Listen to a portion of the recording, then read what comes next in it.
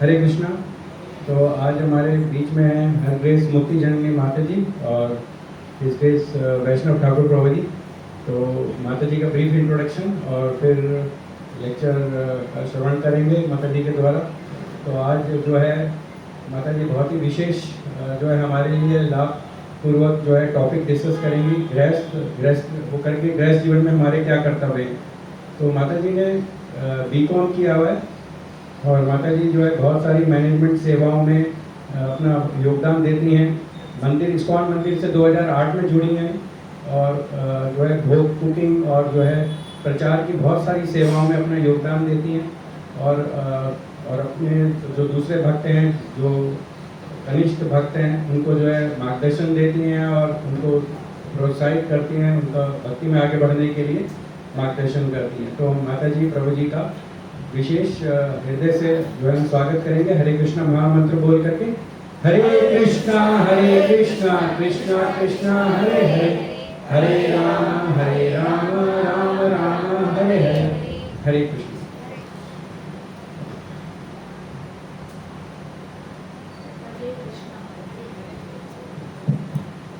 हरे कृष्णा।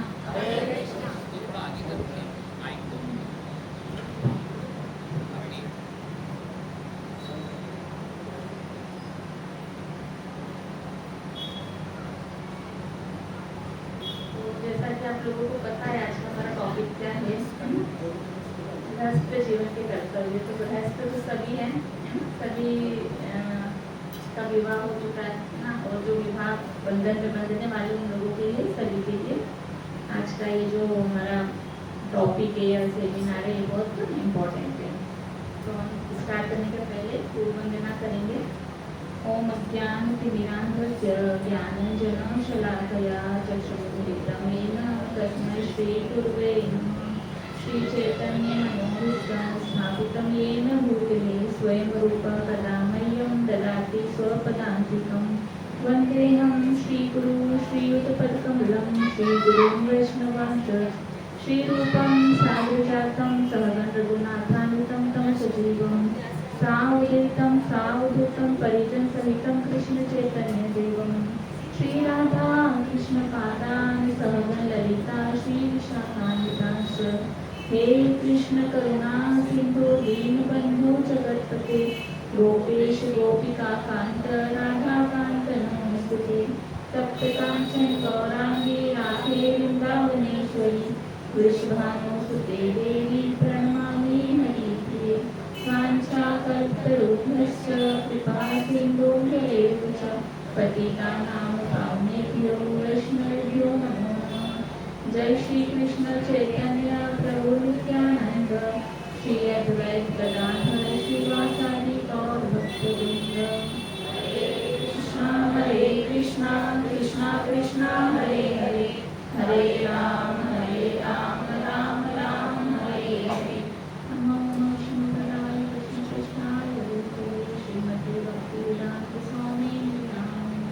नमस्ते सरस्वती देवी गौरवाणी प्रचारिणी निर्विशेष शून्यवादी आश्रमपदेश।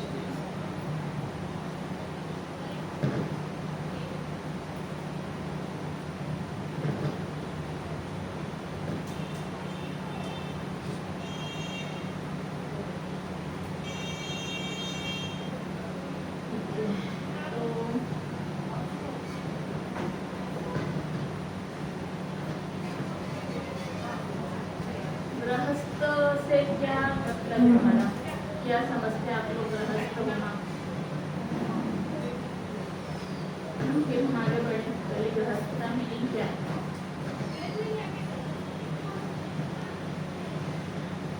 सब गृहस्थ हो हम परिवार के साथ बच्चे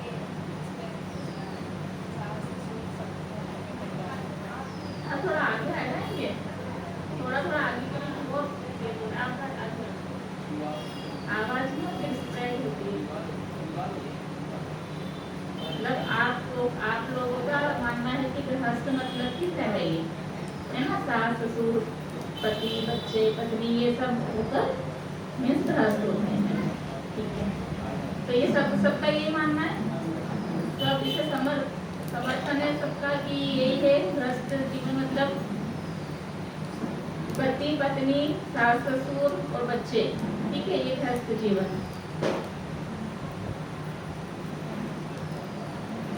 भगवद गीता में भगवान कहते हैं 4.13 श्लोक में, चातुर्वर्ण्यम मया सृष्टम गुण कर्म विभागशः तस्य कर्तारम् अपि मां विद्य कर्तारम् अव्ययम्।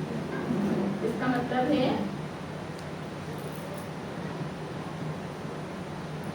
कि प्रकृति के 3 गुणों तथा उनसे संबंध कर्म के अनुसार मानव समाज के 4 विभाग मेरे द्वारा रचे गए हैं तथा मैं इस व्यवस्था का रचयिता हूँ। फिर भी तुम्हें यह जानना चाहिए कि मैं अकर्ता हूँ क्योंकि मैं अपरिवर्तनीय हूँ। तो भगवान ने क्या बताया है भगवद गीता में कि हमारे जो गुण हैं उनके हिसाब से क्या है, 4 विभाग बनाए गए गुण और कर्म के अनुसार। तो 4 है ब्रह्मचर्य, गृहस्थ, वानप्रस्थ और संन्यास, ठीक है। और उधर जो है ये तो 4 हमारे ये हो गए, ठीक है। तो प्रकृति के गुणों के अनुसार हम लोगों को एक आश्रम के अंदर हम जाते हैं। तो जैसे ब्रह्मचर्य है तो कितने साल का होता है, 0 से 25 वर्ष तक, है ना। 25 वर्ष की आयु तक ब्रह्मचर्य आश्रम होता है ना। आगे पढ़ेंगे तो आश्रम का अर्थ क्या है, सबसे पहले हमको ये जानना है ना। फिर आश्रम का अर्थ जान के हम गृहस्थ आश्रम के बारे में जानेंगे। तो आश्रम का अर्थ है आध्यात्मिक संस्कृति का आचरण। ये हमने मन से नहीं लिखा है, शास्त्रों में लिखा है। क्या है आश्रम का अर्थ, आध्यात्मिक संस्कृति का आचरण। तो फिर हमें जैसे हम अभी बोल रहे थे कि गृहस्थ मतलब होता है कि फैमिली बस, तो फिर उसके अंदर आध्यात्मिक संस्कृति वर्ड तो आएगी, तो फिर वो आश्रम कैसे हुआ, है ना। इसका मतलब तो फिर हम बस अपना सेंस एंजॉय करने के लिए एक फैमिली के अंदर हैं, है ना। तो आश्रम मीन्स होता है कि आप हमारे जो हम जिस भी आश्रम में हैं, हम ब्रह्मचारी हैं, गृहस्थ हैं, वानप्रस्थ हैं या संन्यास है, इसके अंदर क्या होना चाहिए, आध्यात्मिक संस्कृति होनी चाहिए, है ना। कि हमारा भगवान से रिलेशन होना चाहिए, तभी हम उसको आश्रम बोल सकते हैं। ये तो वो आश्रम नहीं कहलाएगा, ठीक है, क्लियर। और आप लोग तो आश्रम में रहते हो ना, तो आप लोगों को क्या करना चाहिए, है ना। आपको भगवान ने क्या आपको आश्रम में रहने के लिए दे दिया, है ना। तो आपको तो आध्यात्मिक संस्कृति को पूरे दिल्ली में फैला देना चाहिए, है ना। आपके ऊपर बहुत बड़ी रिस्पॉन्सिबिलिटी है ये कि आश्रम के जो लोग हैं वो क्या है, सारे आध्यात्मिक संस्कृति को फॉलो करने वाले हैं, है ना। तो आपको ये इसको फुलफिल करना है। तो जैसे अभी हमने बताया कि फर्स्ट है ब्रह्मचर्य, जिसमें ब्रह्मचारी जो होते हैं ब्रह्मचर्य का पालन करते हैं। दूसरे होते हैं गृहस्थ। तो गृहस्थ जीवन होता है 25 वर्ष से लेकर 50 वर्ष तक। फिर वानप्रस्थ होता है 50 वर्ष से 75 वर्ष, और संन्यास होता है 75 से 100। ये कब है, जब हम इंसान की आयु, मनुष्य की आयु कितनी है, 100 वर्ष, है ना। अगर 100 वर्ष से कम है, अगर अभी हम मान लेते हैं कि 80 वर्ष जीते हैं हम, है ना, मोटा मोटा हम ये समझते हैं कि 100 वर्ष तक बहुत कम लोग जाते हैं, है ना। तो 80 वर्ष में तो फिर हम क्या करेंगे, इसको 20-20 में डिवाइड कर देंगे, कम हो गए ना फिर। तो अब क्या हो गया कि गृहस्थ आश्रम हमारा हो गया, चलो शादी होती है 25 वर्ष की, समझ लो शादी होती है, तो इधर फिर हम 40 वर्ष तक ही इसको समझ सकते हैं गृहस्थ में, फिर वानप्रस्थ में चला जाएगा, है ना। तो इसको जैसे ब्रह्मचर्य जो है वो जरूरी नहीं है कि गृहस्थ बने। अगर जो ब्रह्मचारी है जिसने ब्रह्मचर्य व्रत का पालन किया, वो डायरेक्ट क्या हो सकता है, संन्यास आश्रम में जा सकता है बिना शादी करे, है ना। वो हमेशा फिर क्या रहेगा, ब्रह्मचारी रहेगा। लेकिन किसी को विवाह करना है तो फिर वो 25 वर्ष के बाद में विवाह कर सकता है, और फिर 50 वर्ष तक वो गृहस्थ आश्रम में रहकर फिर उनको क्या करना है, वानप्रस्थ ले लेना। और वानप्रस्थ में क्या होता है कि पति पत्नी दोनों साथ में होते हैं। साथ में क्या होते हैं, मतलब पहले तो जंगल वगैरह होते थे ना, आजकल तो होते नहीं। तो पहले क्या करते थे कि अपने जब तक 50 वर्ष तक बच्चे वगैरह सेटल हो जाते, सबकी शादी वगैरह हो जाती है, तो पति पत्नी दोनों जंगल में जाकर तपस्या करते थे, है ना। और फिर जब 75 हो जाता था, 75 वर्ष के जब पति हो जाते थे तो पत्नी को वापस से घर में छोड़ देते थे और पति अकेले ही संन्यास आश्रम में रहते, क्योंकि पत्नियां संन्यास नहीं लेती है ना, लेडीज संन्यास नहीं लेती है। वानप्रस्थ तक जा सकती है लेडीज, उसके बाद में फिर वो अपनी पत्नी को बच्चों के पास छोड़कर और फिर संन्यास लेते थे, है ना। लेकिन आजकल कल्चर सब खत्म हो गया, ये पहले की बात है ना। लेकिन तो भी वानप्रस्थ तो होना चाहिए। तो वानप्रस्थ में रहना साथ में है पत्नी के, लेकिन साथ में रहते हुए भी नहीं रहना है ना, ऐसे। अब नेक्स्ट है कि एक तो हमने भी देखा वैवाहिक जीवन में 2 श्रेणियां होती है, एक होती है गृहस्थ और दूसरी होती है गृहमेधी। अब आप लोगों को लगेगा ये नया वर्ड है गृहमेधी, तो सुना ही नहीं कभी, है ना। गृहमेधी वर्ड किसने सुना है अभी तक? ये सुना ना, बस गृहस्थ ही पता है आप लोगों को कि शादी हुई मतलब गृहस्थ है। लेकिन जो हमारे स्क्रिप्चर है, जो हमारे शास्त्र हैं, उनके अंदर 2 श्रेणियां बताई वैवाहिक जीवन की। तो हम पहले गृहमेधी डिस्कस करेंगे, है ना, जो आप लोगों को बिल्कुल नहीं पता है। तो गृहमेधी में क्या होता है कि जब शादी होती है ना, तो जो पति पत्नी होते हैं वो जो है अपना सिर्फ सेंस ग्रेटिफिकेशन के लिए, अपनी इंद्रिय तृप्ति के लिए जीवन को यापन करते हैं, है ना। जैसे कुछ भी कमाया तो अपने लिए कमाया, अपने ऊपर खर्च कर दिया, है ना। उनको भगवान से कोई लेना देना नहीं है ना, भगवान के सेंटर में है ना, भगवान से उनको कोई मतलब नहीं है, जैसे आजकल के लोग हो रहे हैं, है ना, नास्तिक। मतलब कि हमारे ऊपर ही जितना भी कमा रहे खर्च करना है, हमको अपना एंजॉय करना है। तो वो पति पत्नी होते हुए भी वो गृहस्थ नहीं कहलाएंगे, वो कहलाएंगे गृहमेधी। और गृहस्थ मतलब क्या होता है कि जिनके सेंटर में कौन है? भगवान है ना।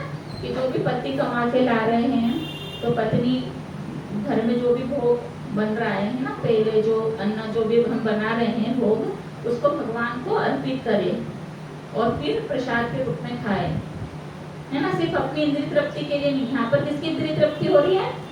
भगवान की। तो भगवान की तृप्ति के लिए जो कार्य करते हैं वो होते हैं गृहस्थ। जैसे जो भी हम कमा रहे हैं, जो भी इनकम है, उसका कुछ % क्या करना है? भगवान की सेवा में लगाना है ना। जैसे 10%, 15% जो भी हमारे खर्चे निकालने के बाद जो भी बचता है, उसका 10 या 15, 20 जितना भी इसकी श्रद्धा हो, उसको हम भगवान की सेवा में लगाएं, उसको बोलते हैं गृहस्थ, है ना। और पति पत्नी और बच्चे सब मिलकर क्या करते हैं? उसमें भगवान की सेवा करते हैं। इसमें किसी को कोई डाउट है? गृहस्थ गृहमेधी में किसी का कोई क्वेश्चन? अभी आप लोग लगा हो कि ये क्या बता रहे हैं ना, जिन्होंने नहीं पता होगा जिनको कि ये क्या चीज़ है, तो हमने कभी सुना ही नहीं था कि गृहमेधी वर्ड भी कुछ होता है। लेकिन ये सब हमारे शास्त्रों में एक एक डेफिनेशन लिखी गई है हर चीज। हमको तो ये बताया कि वो शादी हुई मतलब गृहस्थ जीवन में, लेकिन वो गृहस्थ नहीं होता है जब तक भगवान हमारे केंद्र में नहीं है।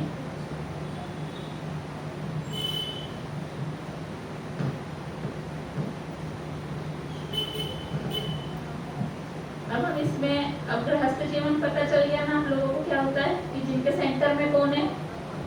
भगवान है। अब हम कुछ पति और पत्नी के कुछ कर्तव्य हैं, क्या होने चाहिए शास्त्रों के अनुसार, उसको हम थोड़ा सा डिस्कशन करेंगे। तो पहले हम पत्नी के कर्तव्य है ना बताएंगे, फिर पति के कर्तव्य बताएंगे। तो पत्नी के कर्तव्य में क्या है? पति की सेवा करनी चाहिए। तो पति की सेवा करने के लिए और पति के विषय में अनुकूल रहना चाहिए ना। ऐसा नहीं कि हमेशा शक करें ना, कोई कोई लेडीजों की आदत होती है शक करने की। और पति के सगे संबंधों के साथ में क्या करना है? अच्छा व्यवहार रखना है। तो ये तो हम जब साथ फेरे लेते तब भी मेरे ख्याल से वचन बोलते हैं, है ना, कि जो रिलेटिव्स हैं उनके साथ अच्छा व्यवहार होना चाहिए। तो इसमें हम एक उदाहरण से समझ सकते हैं जो शास्त्रों के अनुसार है।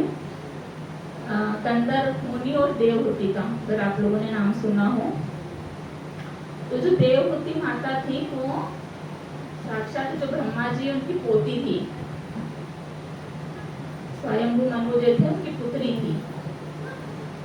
मतलब कितने पूरे जो पूरा पृथ्वी का जो साम्राज्य था मनु महाराज का, उनकी पुत्री थी देवहूति, और जो कंदर मुनि थे वो एक ऋषि थे।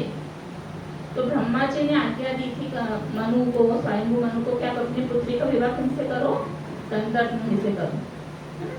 तो जब ये जाते स्वयंभू मनु अपनी पत्नी शत्रुपा और देवहूति को लेके कंदर मुनि जब तपस्या कर रहे होते हैं, जो तपस्या करते हैं उनके पास क्या होता है, महल होता है, झोपड़ी होती है ना, और वो महलों की राजकुमारी थी। लेकिन देवहूति माता ने एक सेकंड भी नहीं लगाया, नागपुर कुछ नहीं करी, उन्होंने हाँ कर ली और उसी टाइम उनका विवाह हो गया और वो उनके साथ में रहने लगी, कंदर मुनि के साथ में। तो कंदर मुनि ने भी किनकी आज्ञा से विवाह करा था, आदेश से ब्रह्मा जी के। ये तो वो तो तपस्या कर रहे थे, उनको जरूरत नहीं थी। तो जब इनका विवाह हुआ तब कंदर मुनि ने तपस्या और आगे करी, ऐसा नहीं कि वो पति पत्नी के साथ मतलब ऐसे रहने लगे, है ना।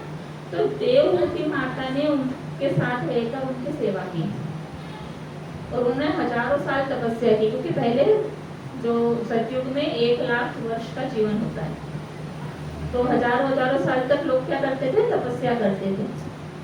तो वो मतलब महलों की राजकुमारी जंगल में रहकर और अपने पति की उन्होंने क्या करी, दिन रात सेवा करी। ऐसा नहीं सोचा कि मुझे क्या जरूरत है इसकी सेवा करने की, मुझे तो कोई भी राजकुमार से मैं शादी कर सकती हूँ। लेकिन एक बार विवाह के बंधन में बंधने के बाद में उन्होंने क्या सोचा कि मेरा कर्तव्य है कि मैं अपने पति की सेवा करूँ, फिर भले वो कैसे भी हो, है ना। और फिर क्योंकि वो आध्यात्मिक उन्नति कर रहे थे कंदर मुनि, और तपस्या कर रहे थे, तो ऐसा तो नहीं कि कोई व्याभिचार कर रहे थे, तो फिर इसलिए उन्होंने उनकी बहुत सेवा करी। और सेवा करने का रिजल्ट ये मिला देवहूति माता को कि जब उन्होंने उनकी तपस्या खत्म हुई कंदर मुनि की, तो उन्होंने जब देखा अपनी पत्नी को, आंखें खोला कि वो पूरी जर्जर हो चुकी थी, है ना, एक खट्टी की ऐसी हो गई थी, और ना पूरे बाल वगैरह सब उनके, क्योंकि वो ना तो अपने शरीर का कोई ध्यान ही नहीं देती थी, दिन भर अपने पति की सेवा में लगी होती थी। तो उन्होंने जब देखा कि अरे मेरी पत्नी की क्या हालत हो रही है, तो पति का भी कर्तव्य कि पत्नी का क्या करना है, ध्यान रखना है ना। तो फिर उन्होंने बोला कि उन्होंने, क्योंकि उन्होंने बहुत योग बल प्राप्त कर लिया था तपस्या करके, तो वहाँ पर एक नदी थी, तो उन्होंने बोला कि आप इस नदी में स्नान कर आओ, क्योंकि बहुत मेली हो गई थी, मेली कुचेले कपड़े भी और सब बाल वगैरह भी सब मेले कुचेले गंदे हो रहे थे। तो जब स्नान करके बाहर निकली तो वो पूरी क्या हो गई, फिर से राजकुमारी बन गई, है ना। क्योंकि वो जो कंदर मुनि थे उन्होंने क्या करा था, योग के द्वारा अपने अंदर दासियां थी बहुत सारी नदी के अंदर, उन्होंने उनको अच्छे से स्नान करवा के साफ करके पूरा श्रृंगार करके वो बाहर निकली। तो इससे एक ये भी हमको सीखने को मिलता है कि पति के सामने हमेशा पत्नी को अच्छे से रहना चाहिए, है ना। मतलब ऐसे नहीं कि बाल बिखर रहे हैं, इधर उधर कपड़े हो रहे हैं ना, अच्छे से जब रहती है। मतलब ये सीता महारानी को भी जो माता अनुसुईया उन्होंने शिक्षा दी थी रामायण में, कि जब पत्नी को अपने पति के सामने अच्छे से श्रृंगार करके रहना चाहिए, है ना। ऐसे नहीं कि गंदे जैसे जा रहे हैं सामने, है ना। तो ये जो भी है ना, जो भी हमारे शास्त्रों में लिखा उसके हिसाब से, और फिर पति के विषय में अनुकूल रहना चाहिए, है ना। पति के लिए हमेशा ऐसा नहीं सोचना कि ये ऐसे क्यों है वैसे क्यों है ना, हमेशा अच्छा, अगर अच्छे हैं, अगर आध्यात्मिकता में जुड़े हुए हैं तब, है ना। और पति के जो रिलेटिव्स हैं उनके साथ में अच्छा व्यवहार रखें, और पति की प्रतिज्ञाओं में पति का समर्थन करें। तो पति की प्रतिज्ञाओं में क्या समर्थन करें, है ना।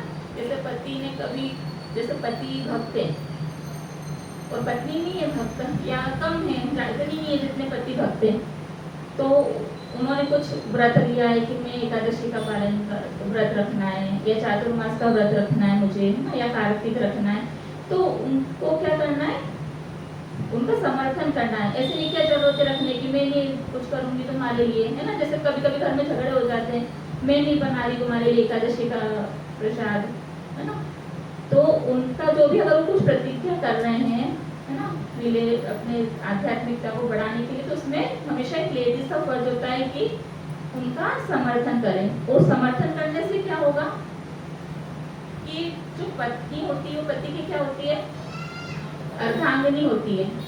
तो बिना कुछ करे ही पति जो भी कुछ कर रहा है उसका 50% पत्नी को मिल जाता है।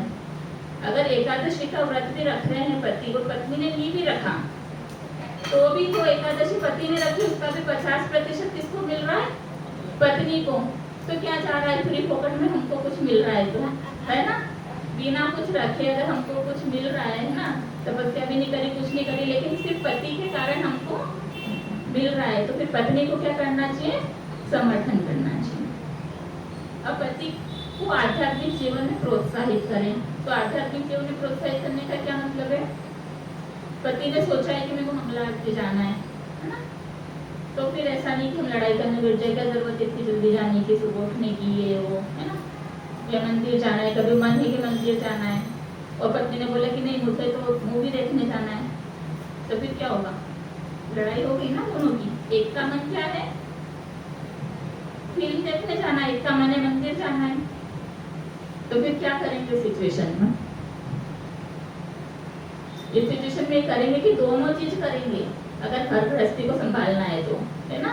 तो पति अगर भक्ति करना चाहता है कि मुझे जाना है मंदिर दर्शन करने, पत्नी बोल रही है जैसे संडे का दिन है, पत्नी बोल रही है कि मुझे मूवी देखने जाना है, तो आप उनसे ये बोल सकते हैं कि हमको क्या करें, हम पहले ऐसा करते मंदिर चलते हैं और मंदिर के बाद में हम मूवी देखने चलेंगे। दोनों की बात हो गई ना। लड़ाई करने से अच्छा है कि क्या करना है, समझौता करना है दोनों को एक दूसरे के साथ में, है ना। हो सकता है मंदिर जाने पर पत्नी का मूड चेंज हो जाए और जाए ना मूवी, है ना, कि नहीं अच्छा लग रहा है ठीक है, तो ऐसे करके एडजस्ट करना होता है घर गृहस्थी को, है ना। तो जैसे पति ने कोई व्रत लिया है कि हवन करना है, कुछ करना है घर में, तो पत्नी को उसमें सहयोग करना चाहिए। ऐसा नहीं कि इसमें इतना खर्चा हो जाएगा, क्या जरूरत है करने की। अब क्या होता है, पर्सनल एक्सपीरियंस जैसे हम लोग बुक डिस्ट्रीब्यूशन करने जाते हैं, तो बुक डिस्ट्रीब्यूशन करने में 90% ऐसे कपल होते हैं जिनमें जो वाइफ होती है वो पति को मना करती है भगवद गीता लेने से। सब जो भी बुक डिस्ट्रीब्यूशन करता होगा सबका ये अनुभव होगा कि 90% जो माताएं होती है, जो उनकी वाइफ होती है, वो बोल देती भगवद गीता मत लो, हमारे घर में रखी है, या कुछ भी बहाना बनाएगी, लेकिन वो लेते हुए पति को हाथ उसका हटा देगी ना, पर्स पर खींच लेती है और लेने नहीं देती है। अब भगवद गीता लेने में क्या दोष है ना, फायदा ये है, एक तो क्या होगा, उसकी लक्ष्मी जो है वो मंदिर को जाएगी, भगवद गीता हमारे घर में आएगी, है ना। ऐसा भी नहीं कि आपका पैसे ही खर्च हो रहा है, कोई चीज मिल रही है, लेकिन लोग नहीं समझते हैं बाहर के इस चीज को, है ना। उनको ये क्या जरूरत है फालतू में 200 रुपए खर्च करने की, मतलब पति की इच्छा है लेने की, लेकिन क्या करा, वाइफ ने मना कर दिया। अगर पति ले लेगा तो उसको क्या मिलेगा, 50% तो उसको मिलेगा ना, उसका अपने आप ही मिल जाएगा। पैसे किसके खर्च हो रहे हैं, पति के खर्च हो रहे हैं ना। लेकिन उनको क्या है कि ये 200 रुपए से मैं मेरी कोई चीज पे खर्चा क्यों ना करवाऊं, है ना, मेरी लिपस्टिक खरीद लूँ, मैं मेरी कोई ड्रेस खरीदूँ या कुछ खरीदूँ, तो ये एक मेंटेलिटी रहती है, तो ये बहुत गलत है ना भाव रहता है यार। सबको नहीं पता है ना आजकल, तो कहाँ पता है, वही ग्रामीण वाला भाव है सब में कि सारी जो चीजें हैं वो क्या करें, सारे जो पैसे हैं वो हम हमारे ऊपर खर्च करें, क्यों भगवान के लिए देना, क्यों भगवद गीता भागवतम के लिए देना, या क्यों दूसरी बुक्स के लिए देना, तो ये होता है। तो इसलिए क्या होता है, क्या होना चाहिए कि हमेशा पति को आध्यात्मिक जीवन में प्रोत्साहित करना चाहिए। अगर वो ले रहे हैं तो ले लेने, तो घर में रखी रहेगी, है ना, क्या जा रहा है, किसी को गिफ्ट कर सकते हैं, कुछ भी कर सकते हैं, लेकिन नहीं समझते हैं लोग। फिर सेवा आदर के साथ और प्रेम भाव से करें, ऐसा नहीं कि सेवा करना बोल दिया तो बस लाके पटक दिया पानी, है ना, ऐसा लाके ऐसे दे दिया, खाना दे दिया। प्रेम और आदर होना चाहिए पति के लिए और उनके रिश्तेदारों के लिए।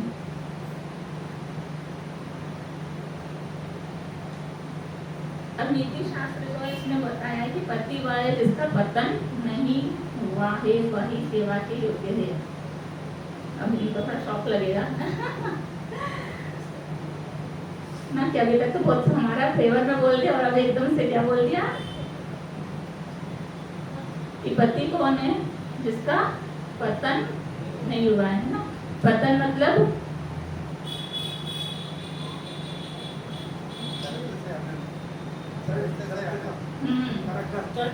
चरित्रहीन, है ना, जो 4 नियम को फॉलो नहीं कर रहा है, शराबी, कबाबी, दुराचारी, मांसाहारी, है ना, ऐसे पति की सेवा नहीं करेंगे तो भी चलेगा।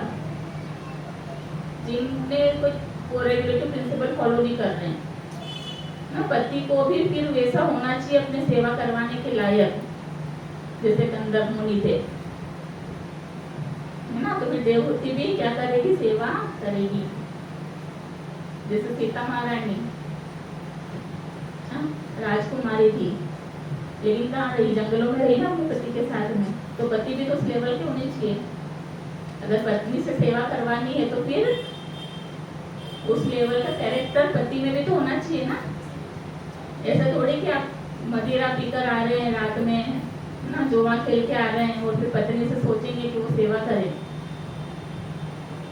ये हमारे शास्त्रों में लिखा है सारा कुछ, है ना? तो पति वह है जिसका पतन नहीं हुआ, और अगर पतन हो गया तो वो पतित है, पति नहीं है, क्या है, पतित।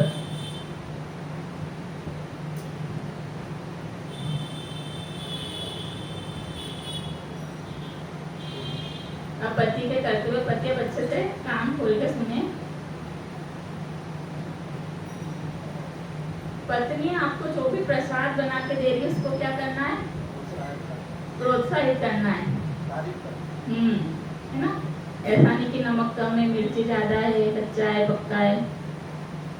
हो सकता है कभी कभी हो जाता है, लेकिन हमेशा नहीं होता है। तो जो भी प्रसाद दे रही, क्योंकि वो भोग लग चुका है, तो उसके बाद में उसको हम उसकी वो नहीं कर सकते, कमियां नहीं निकाल सकते, क्योंकि भगवान ने जब टेस्ट कर लिया, उसको चख लिया, तो फिर हम कैसे उसमें नमक कम और मिर्ची ज्यादा बोल सकते हैं। प्रसाद हो गया है, तो वो जो भी प्रसाद बना के दे रही उसको क्या करना है, प्रोत्साहित करना है कि बहुत टेस्टी बनाया है ना, बहुत अच्छा बनाया है। उससे क्या होता है, पत्नी को प्रसन्नता होती है ना, और फिर उसका और अच्छा बनाने का मन करता है। तो फिर क्या होता है, अगर बहुत अच्छा भी बनाया, टेस्टी भी बनाया, और किसी ने तारीफ नहीं करी, तो उसको लगता है कि कितना भी कर दो इन लोगों के लिए कोई फायदा नहीं है ना। एक मन में भाव आ जाता है ऐसा कि कितना भी करो इन लोगों को कोई फर्क नहीं पड़ता है, मैं कितना भी अच्छा बना लूँ, है ना, कितनी भी मेहनत करूँ, क्योंकि वो तपस्या है, वो ये बनाना, खाना बनाना। एक दिन पति को करना चाहिए किचन में काम, है ना, तब पता लगेगा कि कितनी तपस्या है। गर्मी के दिनों में जब पत्नी इतनी गर्मी में जब खाना बनाती है, तो इसलिए एप्रिशिएट करना चाहिए, और उसके प्रयास की क्या करना चाहिए, सराहना करनी चाहिए कि तुम इतना दिन भर हो गया तुमको काम करते हुए, है ना, थक गई होगी, ऐसे 1-2 शब्द बोल दो, क्या है, खुशी मिल जाती है ना। पत्नियां कुछ ज्यादा नहीं चाहती है, लेडीज कुछ नहीं चाहती है ना घर में, बस उनको ये कि पति कुछ अच्छा बोल दे, बच्चे कुछ अच्छे से बोल दे, उनको बहुत कुछ नहीं चाहिए। चाहिए किसी को कुछ, है ना, कि रोज मेरे को साड़ियाँ चाहिए, रोज गहने चाहिए, ये चाहिए, वो चाहिए, संतुष्ट रहती है। पर मतलब एक जो बाई बर्थ की जो लेडीज है ना, वो संतुष्ट होती है। बहुत कम होता है कि जो कहीं पर ऐसा कुछ होता होगा, लेकिन 95-99% जो वाइफ होती है वो संतुष्ट रहती है, अगर घर में सब कुछ अच्छा है तो थोड़ा सा कुछ उनके लिए कुछ अच्छे से शब्द बोलना चाहिए, अगर हमको सुखी गृहस्थ जीवन को चलाना है तो अब हम देखेंगे कि हमारे लिए जो 3 महत्वपूर्ण बातें क्या हैं। आदर, है ना, एक दूसरे का क्या करना है, आदर करना है। ये नहीं सोचना है कि पतियों को कि पत्नी तो क्या है, मेरी पैर की जूती है ना। कहीं कहीं होता है ना, कहीं कहीं ऐसा सोचते हैं लोग, है ना, लेडीज की कोई रिस्पेक्ट नहीं करते हैं अपनी पत्नियों की। गलत भाव है ये, क्योंकि वो भी वही जीवात्मा है जो आप है, वो भी भगवान का वही अंश है जो पति है ना, उसी के अंदर भी वही परमात्मा रूप में भगवान बैठे हुए हैं। वही गाय, कुत्ता, है ना, बिल्ली, सुअर, है ना, सबके हृदय में कौन है, परमात्मा है। तो फिर हम कैसे डिसरिस्पेक्ट कर सकते, कैसे अनादर कर सकते हैं। ऐसे नहीं कि कुछ भी हुआ तो मार दिया उठा के, है ना, ऐसे बहुत सी जगह पर होता है कि मार देते वाइफ को ना, तो बहुत गलत है वो। जब मतलब भाई को अगर हाथ उठा रहे हैं इसका मतलब हमारे घर से क्या जा रही है, लक्ष्मी जा रही है। तो लक्ष्मी का आदर करना बहुत आवश्यक है, तभी घर गृहस्थी सुखी चल सकती है। इंद्रिय संयम है ना, हमारी तो इंद्रियां इन पे कंट्रोल रखना चाहिए सभी चीज में ना, खाने पीने से लेके सभी जो भी चीजें सब में हमको इंद्रियों पर कंट्रोल रखें। कुछ भी देखने की चीज है, कुछ भी है ना, यही देखना है। अगर हम जैसे आधे झगड़े हमारे क्या होते हैं, सेंस ग्रेटिफिकेशन के कारण होते हैं कि टीवी चालू है तो मुझे वही देखना है, पत्नी बोलेगी मुझे ये देखना है ना, बच्चे बोलेंगे मुझे देखना है, तो क्या होता है, झगड़े होते हैं फिर कि कौन सब अपना अपना देखना चाह रहे हैं।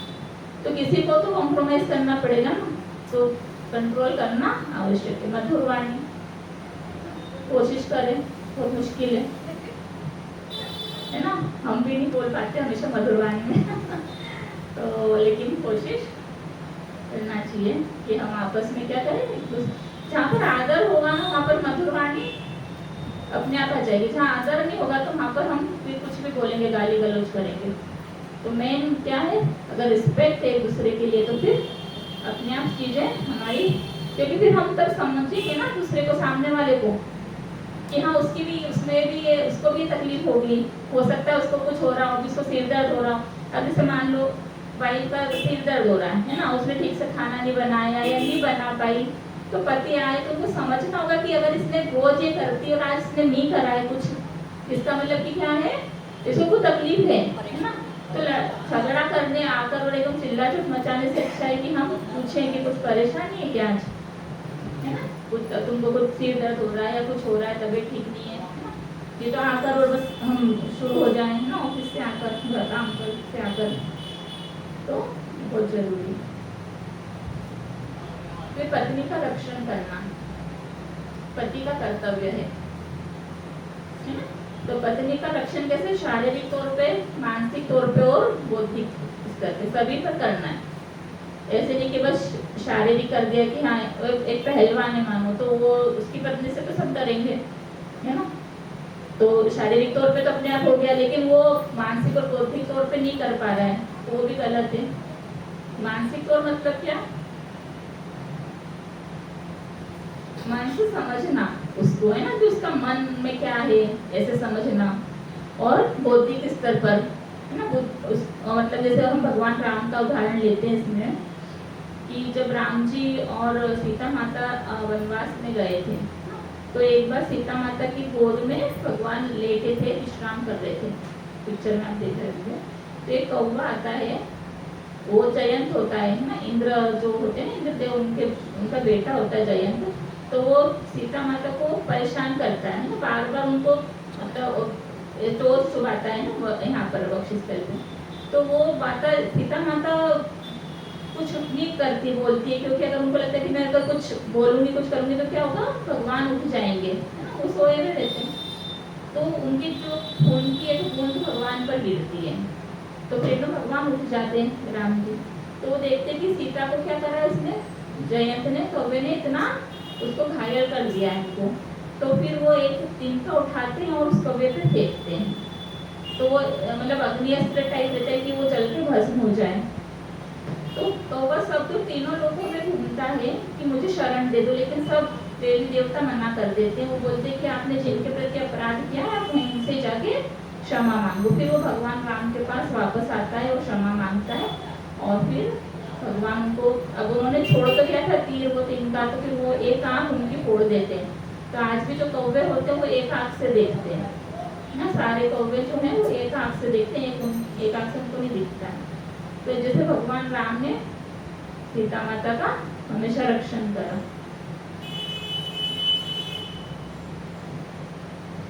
अभी बहुत मेन पॉइंट है, क्या समझ रहे इससे आप? पति लोग बताएं क्या समझ रहे हैं इससे?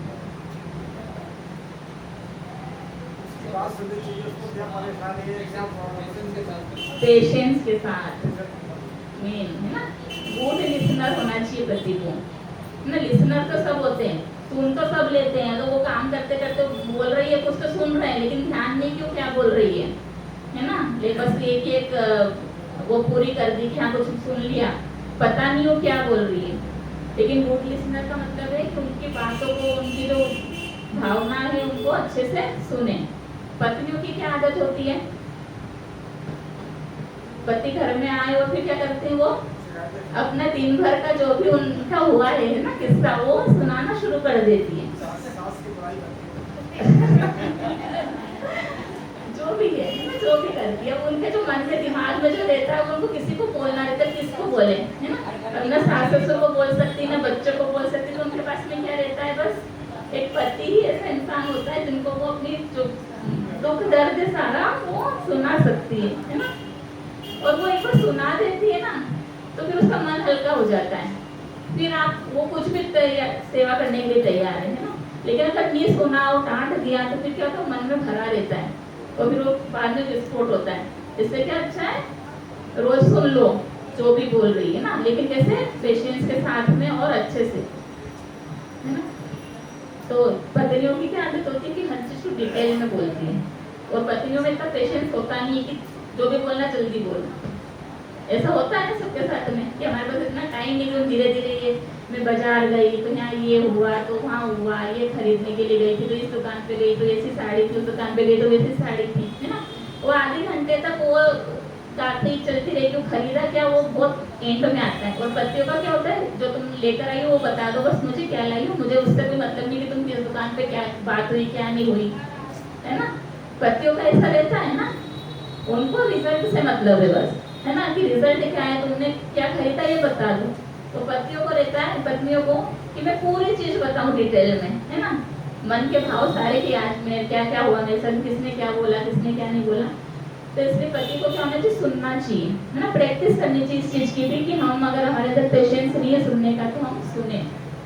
एक बार मन हल्का हो गया फिर वो उसके मन में कुछ है नहीं पत्नी के, वो किसी से उसको द्वेष नहीं है, कोई वो नहीं है, लेकिन बस वो मन का निकालना होता है ना, जो भी उसके मन में भरा हुआ है वो निकालना है। तो गुड लिसनर एक क्वालिटी पति में होनी चाहिए, एक निष्ठ रहना चाहिए ना। जैसे भगवान राम थे अपनी पत्नी के लिए, वो चाहते तो विवाह दूसरे कर सकते थे क्योंकि क्षत्रियों को अनुमति होती है दूसरे विवाह करने की, लेकिन उन्होंने क्या व्रत लिया था, एक पत्नी व्रत लिया। ऐसे ही पति को भी क्या होना चाहिए, अपने पत्नी के लिए एक निष्ठ रहना चाहिए।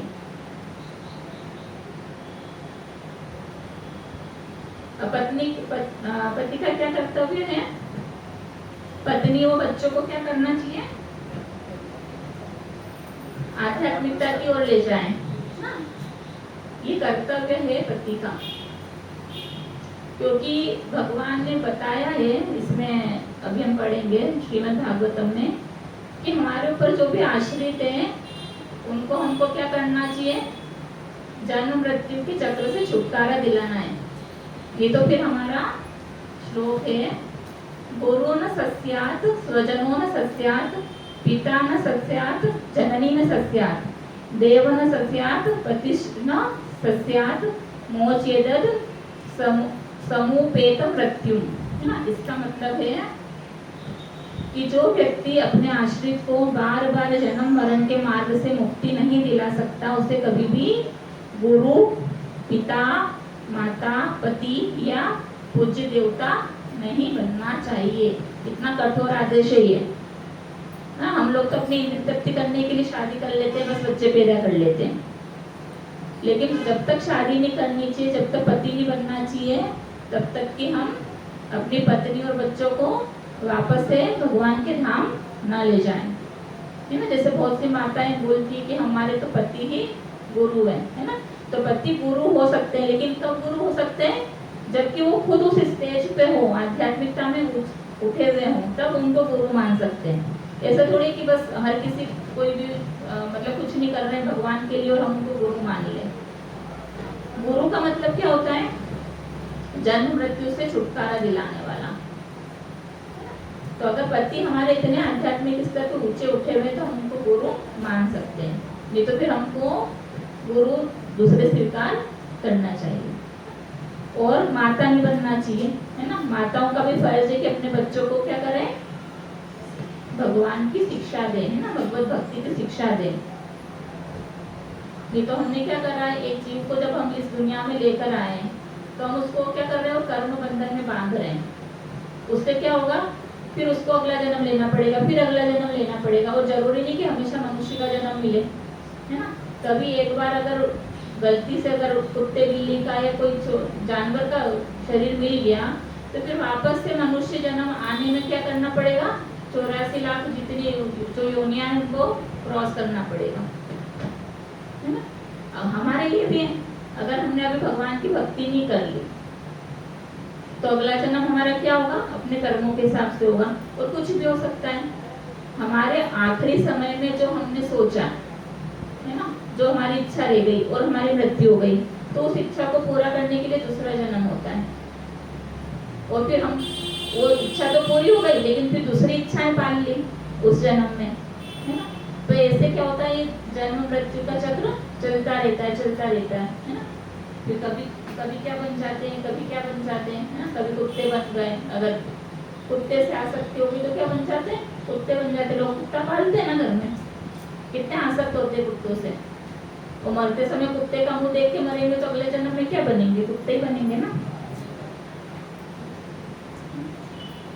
तो ऐसे आप हमको क्या है, अगर गुरु नहीं बनना है, अगर गुरु अपने शिष्यों को अगर मुक्ति नहीं दिला सकता तो गुरु बनने के योग्य नहीं है। जैसे आजकल कितने गुरु हैं, है ना, खुद क्या जेल में हुए, तो क्या अपने शिष्यों को, क्या जो उनके फॉलोअर है उनको क्या मुक्ति दिलाएंगे जब खुद ही मुक्त नहीं है, खुद ही जेल के अंदर है। सोचा कभी आप लोगों ने इस विषय पे, है ना। लोग कैसे अंधश्रद्धा है लोगों की, उन लोगों में जो भी जेल में अभी भी नहीं छोड़ रहे हैं उनको, है ना। जबकि वो खुद ही जब जो सलाखों के पीछे, तो हमको क्या इस जन्म मृत्यु के सलाखों से निकालेगा, जो खुद ही नहीं निकल सकते हैं। पिता बनने का कोई अधिकार नहीं है, है ना। पति बनने का अधिकार नहीं, क्या पति पत्नी को आप भगवत भक्ति नहीं करवा सकते हो। और देवता बनने का भी कोई अधिकार नहीं है। जो भी हमारे देवी देवता हैं वो सब क्या है, भगवान के ही सेवक है सब, है ना। तो अगर देवी देवता भी हमको अगर मुक्ति नहीं दिला सकते, अगर भगवान के पास नहीं पहुंचा सकते हैं, तो फिर उनको भी देवता बनने का कोई अधिकार नहीं है। सिर्फ अपनी खुद की पूजा करवाने का अधिकार उनको नहीं है, देवताओं को भी। तो जैसे शिव जी हैं, तो शिव जी क्या है, परम वैष्णव है। तो शिव जी की कोई निष्काम भक्ति करता है ना। अब दुर्गा माता को भी ले सकते हैं, कोई निष्काम भक्ति मतलब कि कोई उनसे कोई चाहता नहीं है कुछ भी। लेकिन देवी देवताओं के पास तो सब कुछ मांगने के लिए जाते हैं ना। वैष्णो देवी कोई ऐसे क्यों जाएगा, कुछ मांगने जाते हैं ना, या कहीं पर दूसरी जगह पे मंदिरों में जाते हैं। लेकिन अगर हम निष्काम भक्ति करते हैं देवी देवताओं की भी, तो वो भी क्या करते हैं, हमको भगवान की तरफ मोड़ देते हैं। वो क्या बोलते हैं फिर कि आप मेरी निष्काम भक्ति कर रहे हो, मुझसे कुछ नहीं चाह रहे हो, तो फिर मैं जिसकी पूजा करता हूँ उनकी आप करो। तो ऐसे बहुत सारे उदाहरण है हमारे शास्त्रों में कि जिनमें शिव जी ने क्या करा, अपने जो उनके जो भक्त थे उनको भगवान कृष्ण की भक्ति प्रदान करी।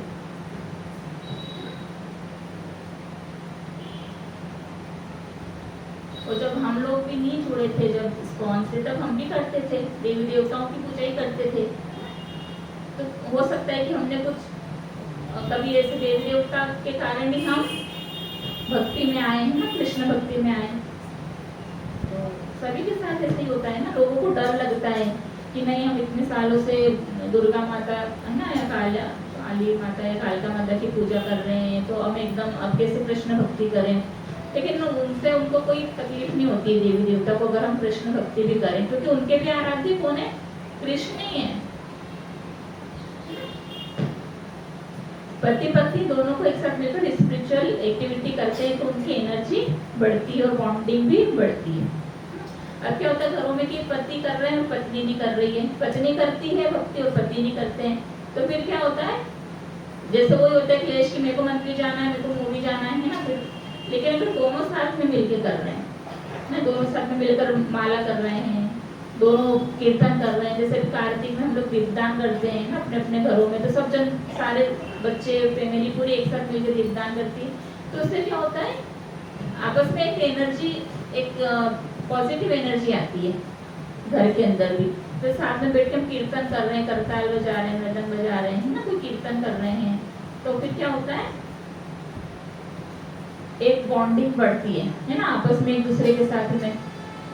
नहीं तो बच्चा मोबाइल पे लगा हुआ है, पापा मोबाइल पे लग रहे हैं, मम्मी कुछ कर रही है, तो फिर कहाँ रिलेशन, आजकल तो यही हो रहा है ना, आजकल सब अपने अपने मोबाइल लेकर बैठे होते हैं, तो फिर कहाँ फैमिली, कहाँ गृहस्थ जीवन है, सब अपना अपना कर रहे हैं, किसी को किसी से कोई मतलब नहीं है। लेकिन जब हम स्पिरिचुअल कुछ भी करेंगे तो वो तो मोबाइल पे नहीं करेंगे ना, अगर हम भजन कर रहे हैं तो हम भजन करेंगे तो साथ में बैठेंगे, ऐसा तो नहीं मोबाइल पे करेंगे। तो फिर उस टाइम पर क्या होता है, हम सब एक साथ बैठते हैं, तो फिर उससे क्या होता है, आपस में बॉन्डिंग बढ़ती है ना, एक दूसरे के साथ रिलेशन मजबूत होते हैं, और रिलेशनशिप में क्या होता है, उत्साह का अनुभव होता है ना। हाँ, सुबह हमको मंगला आरती जाना है, तो हमको रात को क्या करना है, सबको जल्दी सोना है, एक अंदर से सबके अंदर उत्साह रहता है, अगर हम मिलकर करते हैं तो। अलग अलग करेंगे तो फिर इतना उत्साह नहीं होता है, डर लगता है, अरे मैं मुझे जाना है, पता नहीं वो झगड़ा नहीं हो जाए घर में, है ना, फिर ये डर रहता है कि नहीं पूरा मेरे को खाना बना के जाना है ना, पत्नियों को ये रहता है कि वो लोग आएंगे तो उनको कुछ, फिर वो मुझे कुछ बोले ना अगली बार जाने के लिए कि तुम तो घर का काम छोड़कर और मंदिर चली जाती हो, है ना, पतियों को भी ऐसा रहता है। तो लेकिन साथ में दोनों पति पत्नी भक्ति करते तो उनके अंदर क्या की अंडरस्टैंडिंग रहती है कि हाँ मंदिर जाएंगे तो फिर हमको ऐसे अपने जीवन को, अपनी लाइफ को ऐसे रूटीन में लाना है। तो ये सब चीजें हैं, जैसे देखिए सब बच्चे और ये सब फैमिली क्या कर रहे हैं, साथ में कीर्तन कर रहे हैं। और ये हमारे जो प्रभु जी माता जी हैं, सब जानते होंगे ना इनको, कौन है ये माता, जानती नहीं है, राधा चरण प्रभु जी माता जी, गौरांगी माता जी, ये हस्बैंड वाइफ को हम देख रहे हैं कितने सालों से ना, इतनी बॉन्डिंग है इन दोनों के बीच में, हमेशा कुछ न कुछ यात्राओं पे रहते हैं दोनों, और अपने गौर पिताई को साथ में लेके जाते हैं, इनके जो भगवान है विग्रह उनको साथ में लेके, देखो उन्होंने टांग रखा है ना ऐसे, और मतलब इतनी आपस में बॉन्डिंग है, दोनों के अंदर गैप भी बहुत है, एज में भी फर्क है बहुत ज्यादा, लेकिन तो भी बहुत अच्छा रिलेशन है दोनों का, है ना। तो जब हम स्पिरिचुअल एक्टिविटी साथ में करते हैं तो क्या होता है, आपस में बॉन्डिंग बढ़ती है और एनर्जी मिलती है।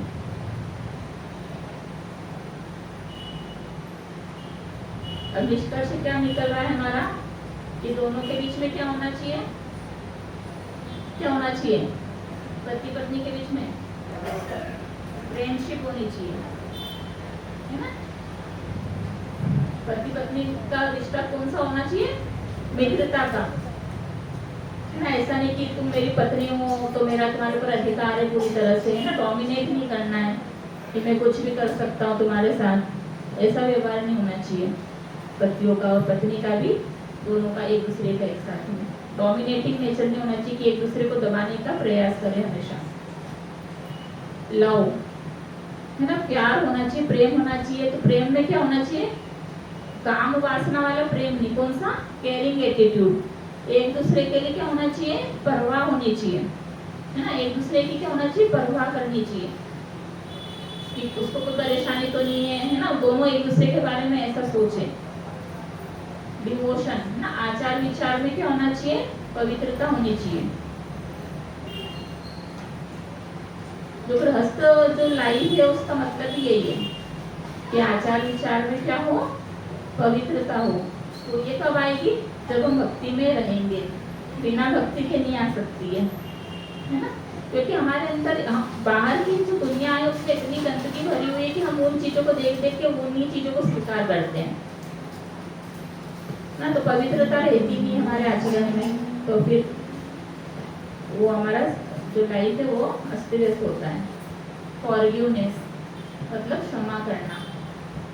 अगर गलतियां सबसे होती है, पत्नी से भी गलती होगी और पति से भी गलती होगी, लेकिन दोनों को एक दूसरे को क्या करना है, क्षमा का भाव रखना है। अगर हम अपने अड़ पर बैठे क्षमा नहीं करा तो फिर क्या होता है, आजकल क्या हो रहा है,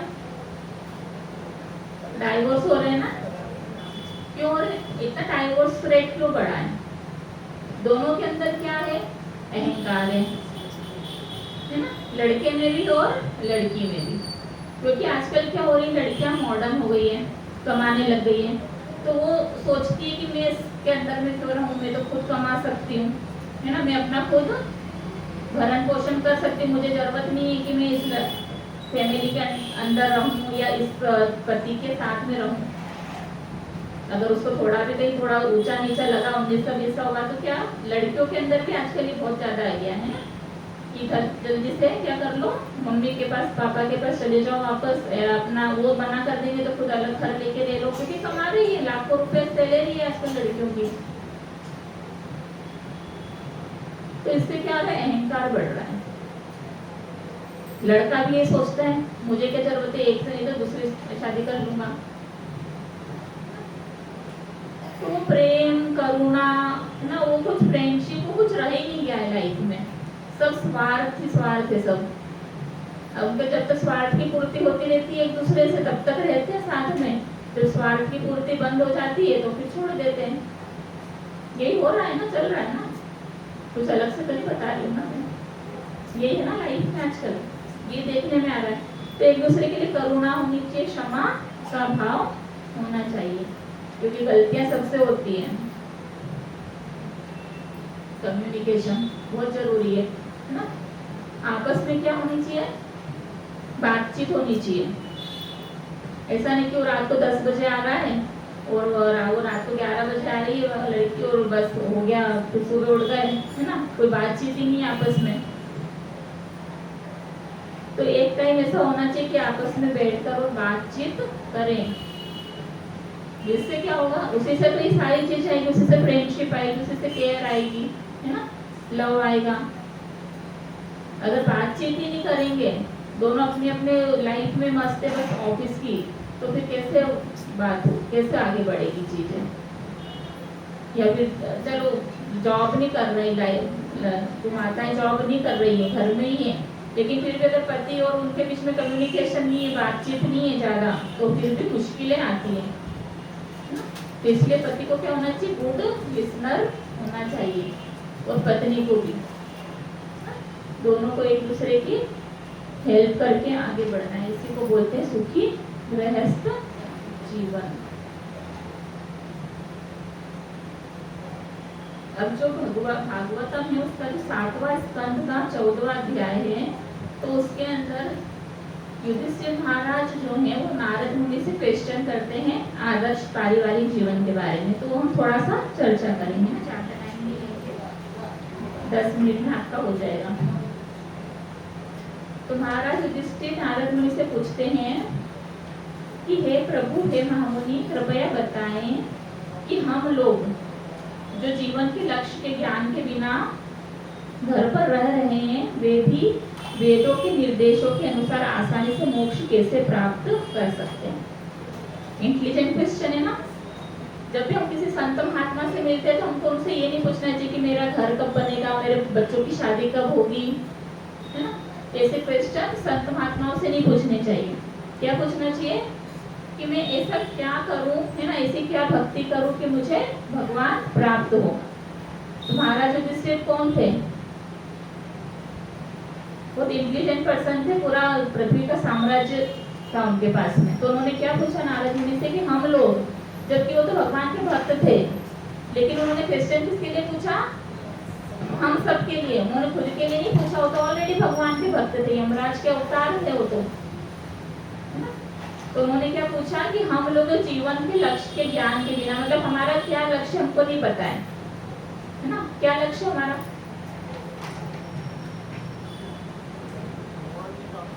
वो तो आप बता रहे हो, अभी सब सुना इसलिए। अगर बिल्कुल अननोन पर्सन है तो बाहर से आया, उससे पूछा कि जीवन का लक्ष्य क्या, तो क्या बताएगा, यही होगा ना। वो तो भगवान की भक्ति तो वो बता सकता है जिसको पता है उसके बारे में। तो मेरे जीवन के लक्ष्य के ज्ञान के बिना हम घर पर रह रहे हैं, है ना, मतलब हम जो गृहस्थ हैं, जो हम लोग गृहस्थ लोग हैं, तो उन लोगों को मोक्ष कैसे प्राप्त होगा, क्योंकि हम लोग तो न ब्रह्मचारी की भगवान की भक्ति करें, न वानप्रस्थ है, ना सन्यासी, हम तो घर गृहस्थी वाले लोग हैं ना। रोज कमाना है, ऑफिस जाना है, काम पे जाना है, वो दिनचर्या एक ही है ना, बीवी बच्चों को पालना है, तो फिर हम लोग को कैसे मिलेगा मोक्ष, हम तो इसी में उलझे रहेंगे, है ना। तो ये क्वेश्चन करा किन्होंने, युधिष्ठिर महाराज ने। तो नारद मुनि क्या बता रहे हैं हमको?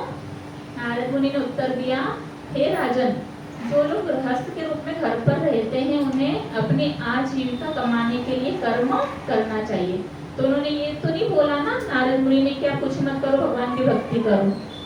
क्या बोल रहे हैं वो भी कि आपको कर्म करना पड़ेगा क्योंकि आप गृहस्थ हो, है ना, और अपना जीवन चलाने के लिए, तथा अपने कर्मों के फल को स्वयं भोगने की कोशिश करने के बजाय उन्हें इन फलों को कृष्ण वासुदेव को अर्पित करना चाहिए। तो एक जो संत होते हैं, जो महात्मा होते हैं, वो कभी ये नहीं बोलते कि आप सब कुछ छोड़कर हमारे पास आ जाओ, है ना, वो संन्यास ले लो, नहीं बोलते हैं। वो क्या बोलते हैं कि आप जहाँ पे रह रहे हो वहीं पर रहो और क्या करो, जो अपने जो भी कमा रहे हो उसका जो फल है वो किनको अर्पित कर दो? भगवान को अर्पित कर दो। बहुत सिंपल सी चीज है, छोटी सी चीज है। क्या है? कुछ अलग से कुछ है क्या? कुछ नहीं है, छोटा सा है कि हमको भगवान को अर्पित करना है। इस जीवन में वासुदेव को कैसे संतुष्ट किया जाए, यह भगवान के महान भक्तों की संगति के माध्यम से पूरी तरह से समझा जा सकता है। अब उन्होंने स्पष्ट यहाँ पे कहा है कि कैसे समझना है इसको। कोई महान भक्त से पूछना है ना, जैसे हम गुरु महाराज है, संत हैं, उनसे पूछकर हमको आगे अपना जीवन को यापन करना है कि हमको कैसे हम भक्ति करें या भगवान को कैसे संतुष्ट करें, क्योंकि भगवान को संतुष्ट करने के बहुत सारे तरीके हैं। सबसे अच्छा तो कि हम भगवान का भजन कीर्तन करें, भगवान का नाम जप करें, है ना। तो सबसे पहले तो यही बोलते कि नाम जप करो, और बहुत से लोग बोलते नहीं हमको टाइम नहीं, हम नहीं नाम जप कर सकते, तो बोलते भगवान के दर्शन कर लो, है ना, एक अगरबत्ती लगा दो। बोलते नहीं हमारे पास इतना भी टाइम नहीं है, बोलते हैं लोग। तो फिर बोलते हैं कि अच्छा ठीक है, आप जो कमाते हो उसका कुछ क्या करो, प्रतिशत कुछ भी दान मंदिर में दे दो। इतना कर सकते हैं? ये भी नहीं कर सकते, है ना। कोई भी 5%, 10% कुछ भी, है ना, 5-10 रुपए नहीं, भगवान उसके भूखे नहीं है कि हम गए और 10 रुपए चढ़ा दिए और हम सोचे कि हमने अपने कर्मों का फल अर्पित कर दिया। 10-20 रुपए के भगवान तो लक्ष्मीपति है, उनको क्या जरूरत है ना। तो कुछ ईमानदारी से कुछ अच्छा डोनेशन हम मंदिर में चढ़ाते हैं तो भगवान प्रसन्न होते हैं। तो वो किसके माध्यम से करना है हमको? महान भक्तों की संगति के माध्यम से। क्योंकि कभी कभी तक हम डोनेशन तो देते हैं लेकिन हम सही जगह पर नहीं दे पाते हैं, है ना, तो फिर उसका फल भी सही नहीं मिलता है। तो इसलिए भक्तों से पूछकर और दान देना चाहिए। नेक्स्ट, गृहस्थ को चाहिए कि वह बार बार साधु पुरुषों की संगति करें तथा बड़े आदर के साथ भगवान तथा उनके अवतारों की कथा का अमृत श्रवण करें, जैसा कि श्रीमद् भागवत तथा अन्य पुराणों में वर्णित है। तो बार बार क्या करना है? साधु संग करना है। जैसे आप लोग हर संडे को आ रहे हो, है ना, तो ये साधु संग ही है, और कुछ थोड़ी हो रहा है। ये ऐसा थोड़ी कि आपको मंदिर में जा जाकर साधु का संग करना है। हम जब बैठे हैं यहाँ पर, कीर्तन हो रहा है, प्रवचन हो रहा है, तो साधु संग है, प्रसाद पा रहे हैं ना, भक्तों के साथ में प्रसाद ग्रहण कर रहे, तो ये सब साधु संग में आता है। तो बार बार क्या करना है? साधु संग करना और आदर के साथ में भगवान और उनके अवतारों का कार्यों का अमृत श्रवण करना, जैसा कि आप लोग कर रहे हो ऑलरेडी। क्लासेस अटेंड कर रहे हो आप लोग, और भी क्लासेस होती हैं और भी लेक्चर होते हैं, वो सुन सकते हैं। इस प्रकार उसे धीरे धीरे अपने पत्नी तथा बच्चों के प्रति आसक्ति से विरक्त हो जाना चाहिए, ठीक उसी प्रकार जैसे कोई व्यक्ति स्वप्न से जागता है। तो क्या होता है, धीरे धीरे हम भगवान की तरफ मुड़ते हैं तो हमको एक जो आसक्ति होती है ना पत्नी और बच्चों से, उससे कम होना चाहिए। कर्तव्य करना है ना पत्नी और बच्चों के प्रति, कि घर में कमा के लाना है, सब करना है, लेकिन इतना ज्यादा एकदम आसक्त नहीं रहना चाहिए, है ना।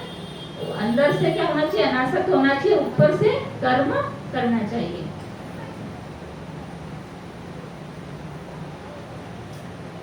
शरीर और आत्मा को एक साथ बनाए रखने के लिए जितना आवश्यक हो उतना जीविकोपार्जन करते हुए जो वास्तव में विद्वान है उसे मानव समाज में पारिवारिक मामलों में अनासक्त होकर रहना चाहिए, भले ही भारी रूप से बहुत अधिक आसक्त दिखाई दे ना, जैसा कि भी बताया।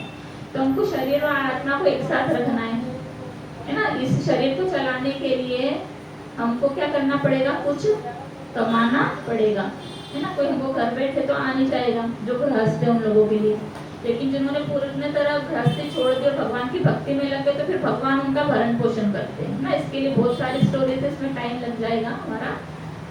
तो एक साथ शरीर और आत्मा को बनाए रखने के लिए जितना जरूरी है ना। ऐसा नहीं कि ओवर टाइम कर रहे हैं, पूरा 14-14, 16-16 घंटे काम कर रहे हैं, ऐसा नहीं। दाल रोटी तो हमको थोड़ा सा कमाने से भी मिल जाएगी, और हमारी लाइफ, हमारे शरीर को चलाने के लिए दाल रोटी काफी है ना। बहुत जरूरी नहीं कि हम 56 पकवान बनाएं। वो किनके लिए बनाना चाहिए? भगवान के लिए, है ना। अगर 56 भोग बनाना है तो किनके लिए बनाए? भगवान को जरूर भोग लगा के खिलाएं, है ना, उसमें कोई आपत्ति नहीं है। लेकिन हम अपने लिए अगर कमा रहे हैं कि अपने खाने के लिए, तो फिर वो हमारे जो श्रम है वो भी केवलम है ना, कि वो सिर्फ श्रम है और कुछ नहीं है। भगवान की भक्ति नहीं मिलेगी उसको। और पारिवारिक मामलों में क्या रहना चाहिए? अनासक्त रहना चाहिए, लेकिन बाहरी रूप से ऐसा देखना चाहिए कि मैं आसक्त हूँ, लेकिन अंदर से अनासक्त होना चाहिए। ये चीजें प्रैक्टिस करने से आएगी ना, एकदम से नहीं आती है। अगर हम भगवान की जप करते हैं, माला करते हैं, अध्ययन करते हैं शास्त्रों का, तो फिर अपने आप आ जाता है। मानव समाज में एक बुद्धिमान व्यक्ति को अपने कार्यकलापों का कार्यक्रम बहुत सरल बनाना चाहिए, है ना। कि दिन भर का जो कार्यक्रम है वो सरल होना चाहिए, कि इसके अंदर भगवान के दर्शन भी हो, मंदिर जाना भी हो, है ना, कमाना भी हो, खाना भी हो, बहुत अच्छे से एक लाइफ होनी चाहिए। ऐसे नहीं कि सुबह 6 बजे निकले घर से, रात को 10 बजे आ रहे हैं, है ना। ना भगवान का स्मरण करने का टाइम है, ना खाने का टाइम है। इतना कठिन नहीं बनाना है अपनी लाइफ को, सरल होना चाहिए लाइफ। जॉब भी कर लिया, दुकान भी चले गए और मंदिर भी चले गए, सब कुछ कर लिया है। अभी हम जैसे जयपुर जाते हैं तो वहाँ पर राधा गोविंद देव जी का मंदिर है, आप लोग भी अगर गए हो तो वहाँ पर हमने देखा था। हम दर्शन करने गए थे, सुबह के टाइम में गए थे, 7, साढ़े 7 बजे जो दर्शन होते हैं। तो इतने लोग वहाँ पे दर्शन करने आए थे, और बस वो उनको दुकान खोलने जाना था अपनी। व्यापारी लोग ही थे सब, ये लोग जॉब वाले भी होंगे, लेकिन उनका डेली रूटीन है कि वो पहले मंदिर आएंगे, दर्शन करेंगे, फिर अपने अपने काम पे जाएंगे, है ना। इतनी भीड़ थी वहाँ पे, पूरा मंदिर खचाखच भर गया एकदम 7:30-8 बजे जैसे दर्शन खुले। तो ऐसा नियम होना चाहिए कि हमको क्या करना चाहिए? भगवान के दर्शन करके फिर अपने अपने कामों पे जाना चाहिए, है ना। तो अपने भगवान से आसक्ति आएगी। फिर है, यदि उनके मित्र, बच्चे, माता पिता, भाई या कोई अन्य व्यक्ति को सुझाव देते हैं तो उससे बाहरी तौर पर सहमत होना चाहिए और कहना चाहिए कि हाँ ये ठीक है, लेकिन आंतरिक तौर पर यह दृढ़ निश्चय करना चाहिए कि वह ऐसा बोझिल जीवन न बनाए जिससे जीवन का उद्देश्य पूरा ना हो, है ना। तो ऊपरी तौर पर तो हमको कोई देते हैं सलाह, है ना। बहुत सारे लोग आप ये मत करो, वो मत करो, क्यों इस्कॉन से जुड़ रहे हो, क्या जरूरत है माला करने की, क्या जरूरत है ये करने की। उनको बोलता है ठीक है ना। उनसे हमको बहसबाजी नहीं करना, लेकिन हमको अंदर से सब कुछ करना है भगवान का, क्योंकि हमारी आत्मा का भगवान से संबंध है ना। जाएंगे तो हम नरक में जाएंगे या स्वर्ग में जाएंगे या भगवान के धाम जाएंगे, वो तो नहीं जाएंगे हमारे साथ में। पत्नी बच्चों का रिश्तेदार, वो संबंध की केवल इस भौतिक जगत तक है, इसके अलावा नहीं है। फिर हमको अपना अपना सफर खुद को तय करना है ना। तो इतना भी आसक्त ना हो कि हम उनके हाँ में हाँ मिलाकर और वैसा काम करते जाए जैसे वो लोग बोल रहे हैं।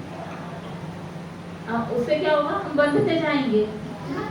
तो हमको सबको अपना अपना सोचना है। ऊपरी तौर पर हमको साथ में रहना है, सब कुछ करना है, अपने कर्तव्यों का पालन करना है, लेकिन हमको अपना सोचना है कि मुझे क्या करना है, इस जन्म मृत्यु के चक्र से छूटना है, भगवान के धाम जाना है, और उसके लिए मुझे जो करना है वो मैं करूँगा, है ना। ये मन में सोच के रखना है, ठीक है। तो आज का आपका ये पूरा हुआ, बराबर टाइम पे छोड़ गए हैं। हरे कृष्णा। किसी का कोई क्वेश्चन हो तो पूछ सकते हैं 5 मिनट में, तो फिर हम माला जप करेंगे।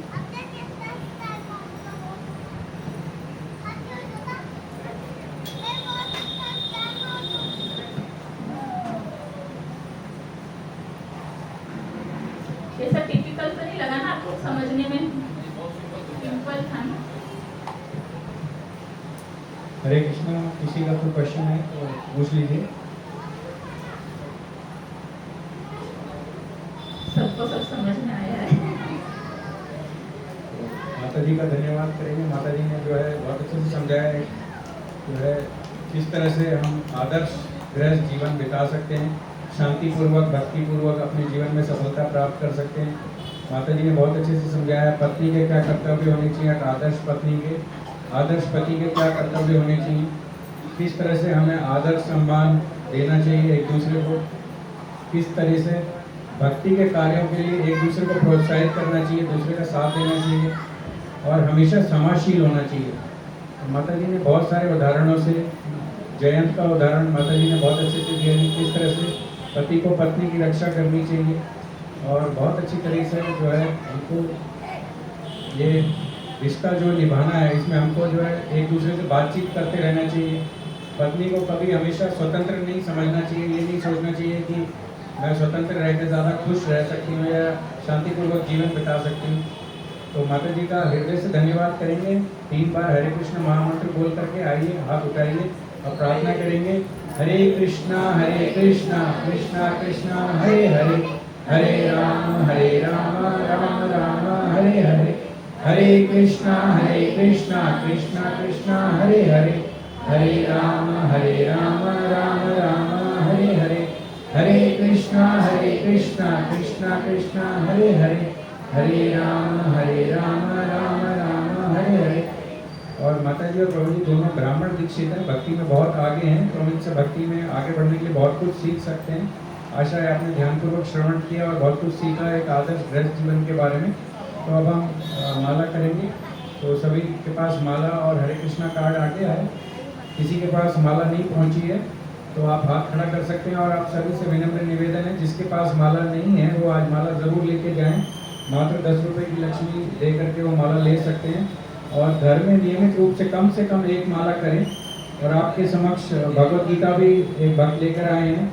तो आप में से जो भक्त जो है भगवत गीता लेना चाहते हैं तो उसकी मात्र जो कीमत है, कागज़ की जो कीमत है, कॉस्टिंग है तो 250 रुपये है। तो हिंदी में भगवत गीता जिनके पास नहीं है और वो घर में नियमित रूप से भगवत गीता का पाठ करना चाहते हैं तो वो लेके जा सकते हैं। पीछे पवन प्रभु जी बैठे हैं, आप उनको लक्ष्मी दे सकते हैं और भगवत गीता ले सकते हैं। तो भगवत गीता का नियमित रूप से पाठ करने से हमें भगवान की कृपा मिलती है और हमारी चेतना भी शुद्ध होती है। और हम सबको एकादशी पालन भी करना चाहिए, है ना। 15 दिन में एक बार एकादशी आती है, आपके ग्रुप में मैसेज डाल दिया जाता है। तो उस दिन हमें अन्न दाल इन सब का जो है सेवन नहीं करना होता, केवल जो है फल सब्जी और कूटू के आटे की जो है वस्तुएं भगवान को भोग लगा के ग्रहण कर सकते हैं। तो एकादशी पालन से भी भगवान बहुत जल्दी प्रसन्न होते हैं।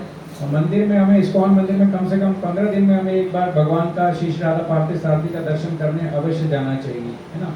तो आप सब जो है ये सब करने के लिए तैयार हैं। कम से कम 1 माला कौन कौन करेगा कल से? वरुण प्रभु जी ने हाथ उठाए, आप सब भी हाथ उठाएं। भगवान का नाम लेना बहुत ज़्यादा शुभ है, हमारे लिए मंगलकारी है। सारे कामों से ज़्यादा भगवान का नाम जरूरी है क्योंकि यही हमारे जीवन के साथ जाएगा, है ना। हमारे जीवन में जो भी हमने कुछ अर्जित किया है भक्ति हमारे साथ जाएगी और कुछ नहीं जाएगा। हम और जो भी, और आप में से जो भगवत धाम जाना चाहता है वो हाथ उठाएं। भगवत धाम जाने के इच्छुक हाथ उठाएं। भगवान के धाम में जाने के लिए जहाँ पे कोई कुंठा नहीं है, कष्ट नहीं है, दुख नहीं है, हाथ उठाएं। तो जो भी भगवान के धाम जाना चाहता है तो भगवान का नाम भगवान से भी ज़्यादा शक्तिशाली है। तो भगवान का नाम ही हमें भगवान के धाम पहुँचा सकता है। तो भगवान का नाम लेना बहुत ज़रूरी है। ये हमारे जितने भी संचित बुरे पाप कर्मों का फल है उनको नष्ट कर देता है, जला के भस्म कर देता है। तो माला ज़रूर करें और भगवत गीता भी जो लेना चाहता है वो ज़रूर लें क्योंकि कुछ समय के बाद हम भगवत गीता से भी क्लासेस शुरू करेंगे। तो अगर आपके पास भगवत गीता होगी तो आपको अधिक समझ में आएगा, है ना। तो भगवत गीता ज़रूर लें, एकादशी पालन ज़रूर करें, भगवान का दर्शन करने कम से कम 15 दिन में एक बार मंदिर अवश्य जाएं। हरे कृष्णा। तो सब आप माला के लिए तैयार रहें, माला करेंगे। हरे कृष्णा। किरण माता जी आप करेंगी माला?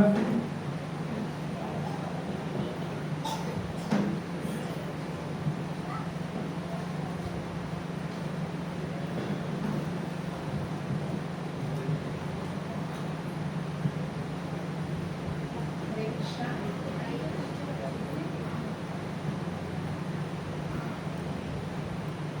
जय श्री कृष्ण चैतन्य